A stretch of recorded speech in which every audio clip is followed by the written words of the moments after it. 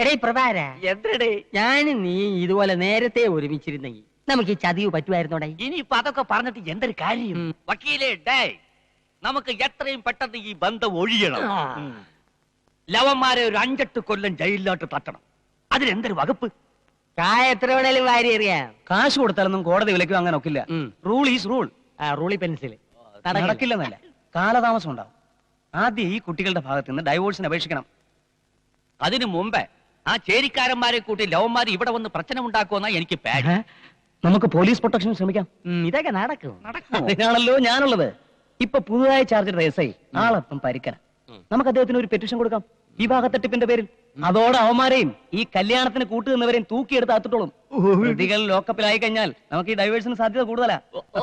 നല്ല ബോധമുള്ള വക്കീല്. ഇത് 5000, ഇത് 5000 വേറെ. മാട്ടുപ്പെട്ടി ചന്തയില് 2 കൂലിക്കാരെ ഒഴിവ് ഇപ്പോഴും ഉണ്ടടാ. കണ്ണപ്പനെയും മച്ചാനെയും കാത്തിരിക്കുന്ന അറിയാവുന്ന തൊഴിൽ. എല്ലാം മറന്ന് നമുക്ക് അങ്ങോട്ട് പോവാം. ചുമക്കാൻ 2 ചാക്കും അതിനെതിരെ കൂലിയും കേറി കിടക്കാൻ ഒരു കൂരം കിട്ടിയാ നിനക്കൊക്കെ ഇനിയും ജീവിക്കാല്ലേ? അതും എല്ലാം മറന്ന് എന്നെ തെറ്റിദ്ധരിച്ച് എന്റെ ഭാര്യയെ വലിച്ചിറക്കൊണ്ട് പോയപ്പോ എല്ലാം വിളിച്ചു പറഞ്ഞ് രക്ഷപ്പെടാൻ ശ്രമിക്കാൻ എന്തുകൊണ്ടെന്നറിയോ? നിങ്ങളെ ഓർത്തിട്ടാ. നിനക്ക് ഞങ്ങളുണ്ടാ. രായപ്പനെ പറഞ്ഞ് മനസ്സിലാക്കി നിന്റെ ഭാര്യയെ തിരിച്ചെടുത്തു തരാൻ ഞങ്ങൾക്ക് സാധിക്കും. നിങ്ങളുടെയൊക്കെ വാക്കും കേട്ട് ഞാൻ വിഡ്ഢിവേഷം കെട്ടിച്ച എന്റെ അച്ഛനെ പറഞ്ഞ് മനസ്സിലാക്കാൻ പറ്റൂ? പറ. എടാ, അത് രക്തബന്ധമാ, പറിച്ചെറിഞ്ഞാലും പോവില്ല. നീ കണ്ടില്ലേ ലക്ഷ്മിയും പാർവതിയും ഒരു നിമിഷം കൊണ്ട് എല്ലാം അവസാനിപ്പിച്ചു പോയത്? ചെന്താമരയ്ക്ക് എല്ലാം അറിയാവുന്നതല്ലേ. ഞങ്ങളെ ഇത്രയും സഹായിച്ച നിനക്ക് വേണ്ടി ഞങ്ങൾ നിന്നില്ലെങ്കിൽ പിന്നെ എന്ത് ബന്ധമാണ് നമ്മൾ തമ്മിലുള്ളത്? വാടാ, ചേരിയിലേക്ക് പോവാം. ചതിയായിരുന്നു, ചതി. ആ മച്ചാൻ പറഞ്ഞ വാക്ക് ഞാൻ വിശ്വസിച്ചു. പാട്ടും കൂത്തുമായി കല്യാണം നടത്തിയിട്ട് അവളവിടെ കൊണ്ടുവരാൻ മഹാദേവന്റെ വീട്ടിൽ വേലക്കാരിയായിട്ട്, വെപ്പാട്ടിയായിട്ട്. അവിടെ അവന് വേറെ ഭാര്യയുണ്ട്. പാവൻ ചന്താമര. അവൾ ഇപ്പോഴും അവനെ നമ്പിയിരിക്കുക. അവനോട് ഉടമ്പ് വെട്ടി പീസ് പീസാക്കണം. ഇനിമേ ഒരുത്തന്നെ നമ്മ ഏമാത്തക്കൂടാது. நான் அந்த மாட்டுப்பட்டி மச்சான பார்க்க போறேன். நீங்க எல்லாம் என் கூட இருக்கலாம். இது நம்ம மான பிரச்சனை. வாடா.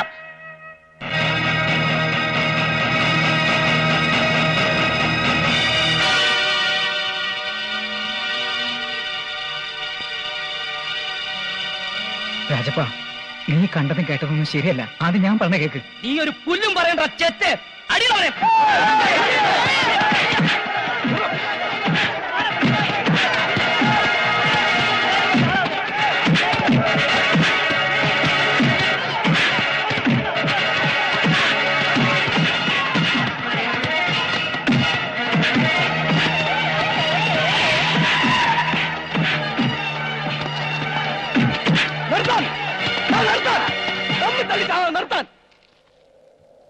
ആരുടെ കൂട്ടത്തിൽ മാട്ടുപ്പെട്ടി മച്ചാൻ? ഞാന്. ഓ, അപ്പൊ നീ കണ്ണപ്പൻ. നല്ല തടിയുണ്ടല്ലോ 2 2 തന്നാല് ലോക്കപ്പ് കിടന്ന് ചാവില്ല. എന്തിനാണ് ഇവിടെ കിടന്ന് അഭ്യാസം കാണിക്കുന്നത്? ഞാൻ പറയാം സാർ, എന്റെ പെങ്ങൾ ചെന്താമരെ ചതിച്ച് കല്യാണം കഴിച്ചത് ഇവനാ. കൂട്ടുനിന്നത് ഇവന്മാരും. എന്താണ് അതിന്റെ പേര്? ഉണ്ണികൃഷ്ണൻ. ഉണ്ണികൃഷ്ണൻ, 3ാം പ്രതി. നീയൊക്കെ നന്നായിട്ട് അഭിനയിക്കും അല്ലേ? ശ്രമിച്ചാൽ ഒരു ഓസ്കാർ വരെ കിട്ടുമല്ലോടാ. ആട്ടെ, എത്ര നാളായി പരിപാടി തുടങ്ങിയിട്ട്? ഏത് പരിപാടി? വിവാഹ തട്ടിപ്പ്. ഇതുവരെ എത്ര കല്യാണം കഴിച്ചു?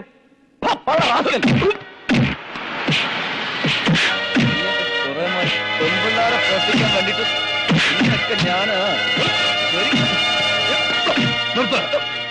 എന്താ സാറ്, എന്തിനാ ഇവരെ തല്ലുന്നത്? ചുമ്മാ ഒന്ന് ഷൈൻ ചെയ്യാൻ. ഇവരൊക്കെ കളിച്ച് കളിച്ച് കാര്യങ്ങൾ ഇവിടം വരെ എത്തിച്ചു. ഇടയ്ക്ക് കളി ഒന്ന് പാളിയപ്പോഴാ എന്റെ റോള് വന്നതും ഞാനിവിടെ എത്തിയത്. ഒരു കലാശക്കൊട്ടിന് എല്ലാം ഒന്ന് അവസാനിപ്പിക്കണ്ടേ? ആട്ടെ, നമ്മളാരാ? മഹാദേവൻ. ഓ, മഹാദേവൻ, 5ാം പ്രതി. നിങ്ങളെ കുറിച്ച് ഞാൻ ധാരാളം കേട്ടിട്ടുണ്ട്. അല്ല, നേരിട്ട് നമ്മളിതുവരെ കണ്ടിട്ടില്ല. ഞാനിതുവരെ പോലീസ് സ്റ്റേഷനിൽ കയറിയിട്ടില്ല. ഇനി എവിടെ നിന്ന് ഇറങ്ങേണ്ടി വരില്ല.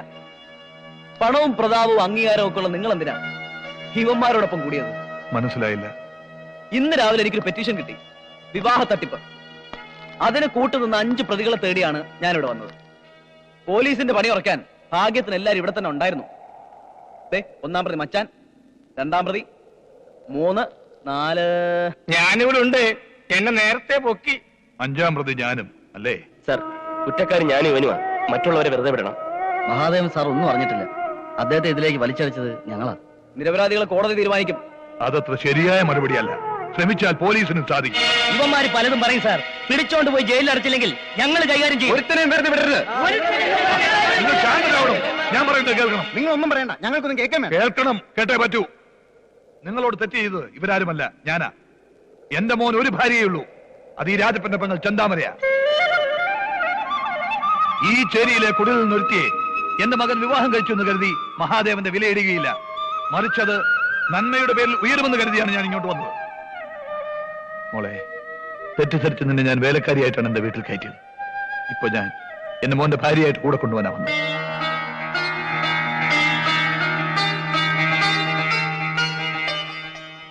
കൊള്ളാം. നിരപരാധിത്വം തെളിയിച്ച് ഇവരുടെ പ്രശ്നം സോൾവ് ചെയ്തു അല്ലേ? ന്യായമല്ലാത്ത ഒരു കാര്യത്തിൽ ഞാൻ ഇടപെടാറില്ല. ഒരു കാര്യം മനസ്സിലാക്കണം. പെൺകുട്ടികളുടെ വീട്ടുകാർ മുൻകൈ എടുത്താണ് ഇവരുടെ വിവാഹം നടത്തിയത്. സാക്ഷികളായി ഒപ്പിട്ടത് അവരുടെ മാതാപിതാക്കൾ. രജിസ്റ്റർ പരിശോധിച്ചാൽ സാറിന് അത് മനസ്സിലാവും. നിയമാനുസൃതം നടന്ന കല്യാണത്തെ തട്ടിപ്പെന്ന് പറയാൻ പറ്റുമോ? ഞങ്ങളുടെ ഭാര്യമാരെ തടഞ്ഞു വെച്ചിരിക്കുകയാണെന്ന് പറഞ്ഞ് ഞങ്ങളാണ് ആദ്യം പരാതി തന്നിരുന്നെങ്കിൽ സാറിന്റെ നടപടി എന്തായിരിക്കും? സാർ ആർക്ക് വേണ്ടി നിയമം കയ്യിലെടുക്കും? സാർ, ചിന്തിക്കാനും പ്രവർത്തിക്കാനും ഇരുകൂട്ടർക്കും അവസരം കൊടുക്കണം. ഒന്നിച്ചു നിർത്തി അവരോട് ചോദിച്ചുകൂടെ? സത്യം അങ്ങനെയല്ലെങ്കിൽ ഇവരെ ശിക്ഷിക്കണം. നിങ്ങൾ ചെന്ന് വിളിച്ചാൽ ആ പെൺകുട്ടികൾ ഇറങ്ങി വരൂ. എങ്കിൽ ഈ പെറ്റീഷന് വില ഉണ്ടാവില്ല. ഉറപ്പുണ്ടെങ്കിൽ കേറിക്ക വണ്ടിയിലോട്ട്, നമുക്ക് അങ്ങോട്ട് പോവാം. വാ കുട്ടികളെ. മച്ചാനെ, ഞങ്ങളുണ്ട് കൂടെ. വാടാ.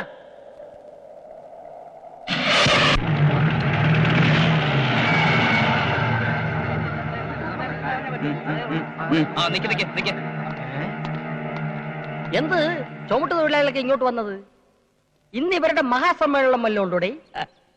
ചെല്, നിങ്ങൾക്ക് എന്താ സംസാരിക്കേണ്ടെന്ന് വെച്ചാ ചെന്ന് സംസാരിക്കാം.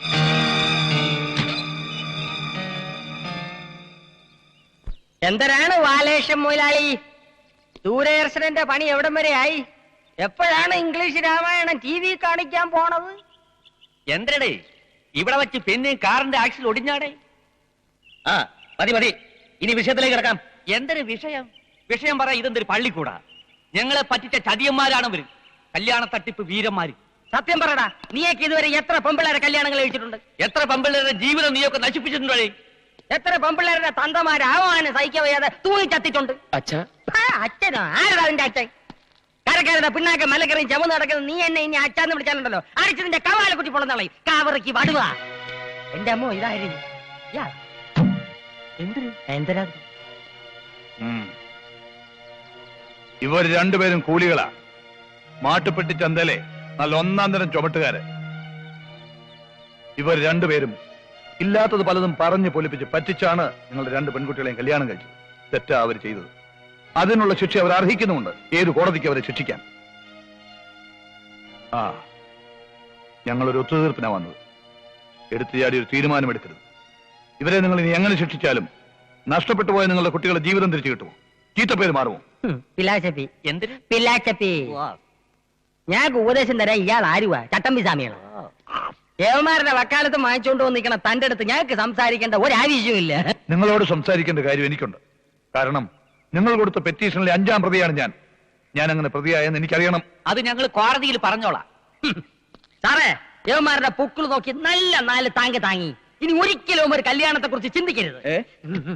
എന്താ നിങ്ങൾക്ക് വിചാരം? പോലീസ് എന്താ സ്വിച്ചിട്ട് പ്രവർത്തിക്കുന്ന യന്ത്രങ്ങളോ അതോ ബുദ്ധിയില്ലാത്ത കഴുതകളോ? വെറുതെ അല്ലല്ലേ, പരാതി എന്നിട്ടല്ലേ. ചുട്ടു വേണേ പറയും തരാം. ഒരു പരാതി കിട്ടിയാലുടൻ പരാതിയെ കുറിച്ച് അന്വേഷിക്കാതെ കൈമടക്കം വാങ്ങി ഒരുത്തനെ കസ്റ്റഡിയിലെടുത്ത് 10 പൂശും പൂശി ഇല്ലാത്തതും തെളിയാത്തതുമായ കേസുകൾ തലയിൽ വച്ച് കെട്ടി പ്രതിക്കൂട്ടിലേക്ക് തള്ളി കയ്യും കഴുകി തിരിച്ചു പോകുന്ന സാഡിസ്റ്റുകളാണ് എല്ലാ പോലീസുകാരും എന്ന് താൻ കരുതിയോ? വിളിക്കണോ നിങ്ങളുടെ മക്കളെ? എനിക്ക് അവരുടെ അഭിപ്രായം കൂടെ അറിയണം. ഇറക്കി വിടണം അവളുമാരെ. ഇറക്കി വിടാനാ പറഞ്ഞത്.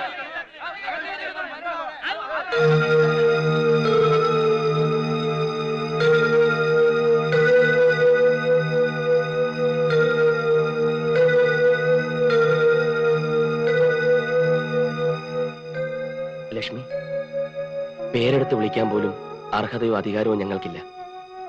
കേട്ടതും അറിഞ്ഞതും എല്ലാം സത്യമാണ്. ഞങ്ങൾ ചുമട്ടുകാരാ. നിങ്ങളുടെയൊക്കെ ഭാഷയിൽ പറഞ്ഞ വെറും കൂലികൾ. ചന്തയില് തമ്മിൽ തല്ലിയും പിണങ്ങിയും കഴിഞ്ഞപ്പോ ഞങ്ങൾക്ക് കുറെ രൂപ ഉണ്ടാക്കിയ കൊള്ളാൻ തോന്നി. അതും വാശിപ്പുറത്ത്. പിന്നെ മറ്റൊന്നും ചിന്തിച്ചില്ല.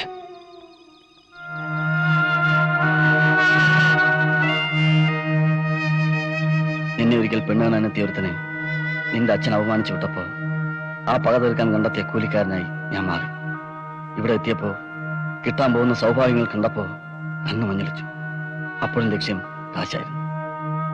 പണവും വീടും പാരമ്പര്യവും ഒന്നും ഞങ്ങൾക്ക് തരാനില്ല. സ്നേഹം മാത്രമേ ഉള്ളൂ. ജീവനുള്ള കാലം വരെ അതിനൊരു കുറവുണ്ടാവില്ല. കൂടെ വരുമെങ്കിൽ ഓടെ എമ്പോക്കെയാണ് വായിറാതെ. യൂണിയൻകാരോട് കളിക്കരുത്. നിങ്ങൾ പറയുന്നത് കേട്ട് കൈയും വീശി തിരിച്ചു പോകാൻ വന്നവരല്ല ഞങ്ങൾ. രായപ്പ, ചേരിക്കാര് പാവങ്ങളാ, കൂറുള്ളവരാ. ഞങ്ങൾ തൊഴിലാളികള് കാര്യത്തോടെടുക്കുമ്പോ ഒന്നാ. ഞങ്ങളൊന്ന് വിരൽ നൊടിച്ചാൽ ഈ നിൽക്കുന്നവർ മുഴുവൻ ഇവിടെ ഇടിച്ചു കയറും. നിങ്ങളുടെ 2 പെമ്മക്കളെയും തൂക്കിയെടുത്ത് ഞങ്ങളെ ചെറ്റക്കുടിൽ കൊണ്ടാക്കും. പക്ഷേ ആ കുടിൽ കഴിയാനുള്ള മനസ്സ് ഇവർക്കില്ലെങ്കിൽ വരില്ലെന്നറിയാം. എങ്കിലും ഈ കുറ്റത്തിന് ശിക്ഷിക്കപ്പെട്ട് ഏതെങ്കിലും ജയിലിൽ ഉറക്കമില്ലാത്ത രാത്രി ചിന്തിച്ചിരിക്കുമ്പോ ഒന്ന് വിളിക്കാമായിരുന്നില്ലേ എന്ന് മനസ്സ് ചോദിച്ചാൽ ഉത്തരം പറയാനായിട്ടാ. കൂടെ വരുമോ?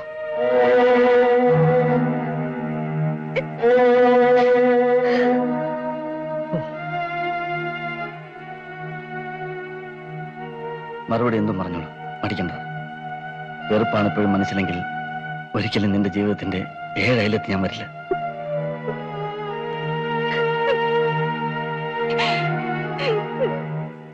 മച്ചാനെ, ഞങ്ങൾ ഇറക്കി കൊണ്ടുവരാം അവളുമാരെ. മച്ചാൻ ഒന്ന് പറഞ്ഞാൽ മതി. വേണ്ട, എനിക്ക് വേണ്ടി ആരും ബഹളം ഉണ്ടാക്കണ്ട. വെറുതെ അതിമോഹം കൊണ്ട് സാറിനും ചീത്തപ്പേരുണ്ടാക്കി. മഹാദേവൻ സാറ് ഞങ്ങളോട് ക്ഷമിക്കണം, പൊറുക്കണം. സാറിന് ഞങ്ങളെ കൊണ്ടുപോവാം. വിവാഹ തട്ടിപ്പിലൂടെ ഇവരെ വഞ്ചിച്ചത് ഞങ്ങളാ. എന്ത് ശിക്ഷ ഏറ്റുവാങ്ങാനും ഞങ്ങൾ തയ്യാറാ. കോൺസ്റ്റബിൾ,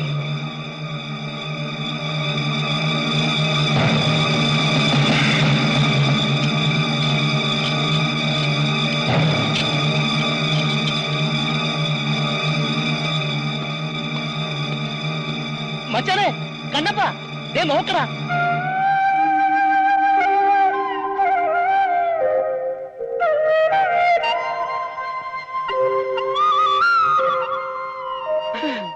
എങ്ങോട്ട് പോകണ്ടേ?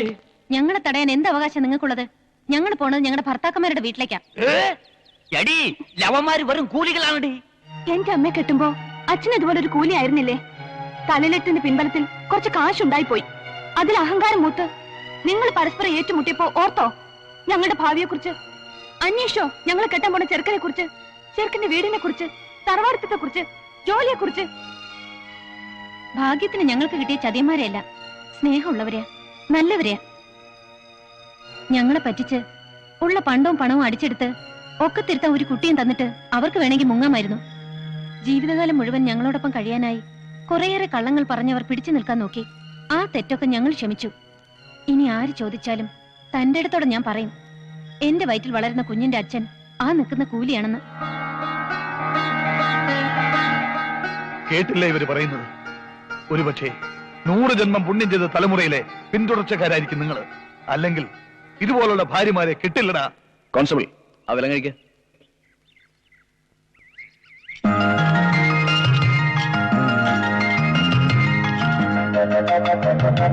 കൊണ്ടുപോടാ ഇപ്പൊ പിള്ളേരെ ചേരിയിലോട്ട്.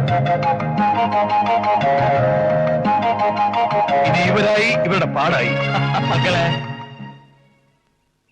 കഴിഞ്ഞ് നിനക്ക് ചേരി പോയി താമസിക്കണോ? ഇവിടെ താമസിച്ചാ പോരെ? കല്യാണം കഴിഞ്ഞാ ഭാര്യ താമസിക്കേണ്ടത് ഭർത്താവിന്റെ വീട്ടിലാ. അത് കറക്റ്റ് തന്നെ.